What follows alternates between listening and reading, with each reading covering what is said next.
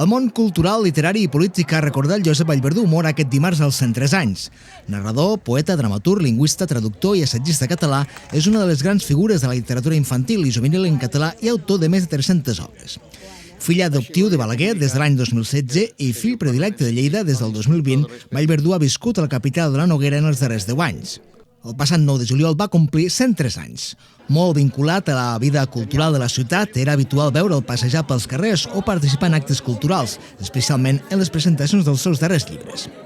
La seva obra més emblemàtica, Rovelló, s'ha convertit en un clàssic de la literatura infantil i el 2025 va arribar a la 30a edició.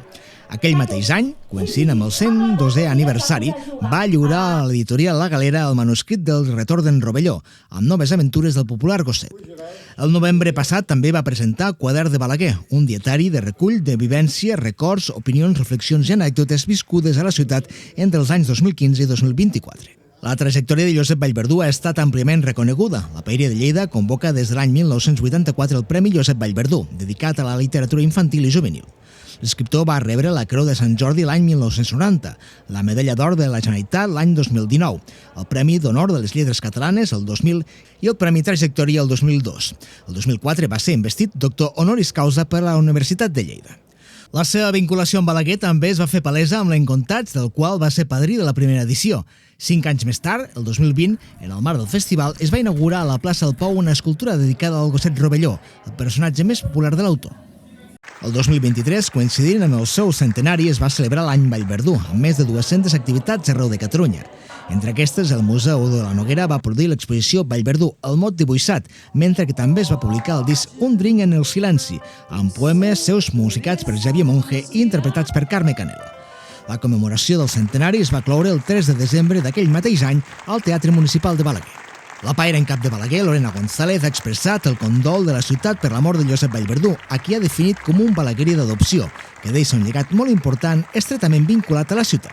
Doncs un balaguerí d'adopció, era fill adoptiu de Balaguer, il·lustre, que ens ha deixat tot el llegat del seu centenari a la paeria a través d'un espai que tindrem a la Biblioteca Margarida de Montferrato i, per tant, també el Rovelló aquí a la plaça del Pou continuarà fent gala d'en Josep Vallverdú i tots els records, les memòries, el que ha portat a la ciutat de Balaguer, sent padrí de l'Encontats i sempre a disposició de qualsevol tema en qüestió de literatura infantil i juvenil a l'abast.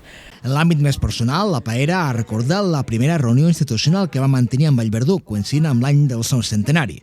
Ha assegurat que va quedar impressionada per la seva vitalitat. Quan vaig entrar com a paera en cap aquí a la paeria, la primera setmana ja vaig tenir una petició, que una de les reunions primeres que volia fer era cridar Josep Vallverdú al despatx perquè a més era l'any del centenari i volia, tot i que ja el coneixia de fora, volia tenir aquesta visita com a més institucional per conèixer de primera mà qui era Josep Vallverdú i vam veure això, una font d'energia, de vitalitat, d'un no parar mai, de tenir sempre ganes de fer més, no se li acabaven les idees de poder fer més llibres i més llibres, de dibuixar tots els dies. Per mi va ser una inspiració, una persona que a aquella edat tingués aquella vitalitat, aquella energia, per mi m'ha quedat com un aprenentatge o una admiració. Per la seva banda, la directora de la Biblioteca Margarida de Montferrat, Núria Arbós, ha qualificat l'escriptor de referent de la literatura catalana. També ha remarcat la seva estreta vinculació amb l'Encontats. Jo parlo des de la vessant de l'Encontats, ens va acompanyar des del primer dia, va ser el padrí de la primera edició de l'Encontat i des de llavors padrí d'honor. No va faltar en quasi cap de les edicions de l'Encontats, sempre hi volia ser present, sempre ens volia acompanyar i per tant per mi és molt important que una festa com l'Encontats sobre el món de la literatura infantil i juvenil i els llibres tingui aquest acompanyament d'en Josep Vallverdú, que sempre hi va ser present.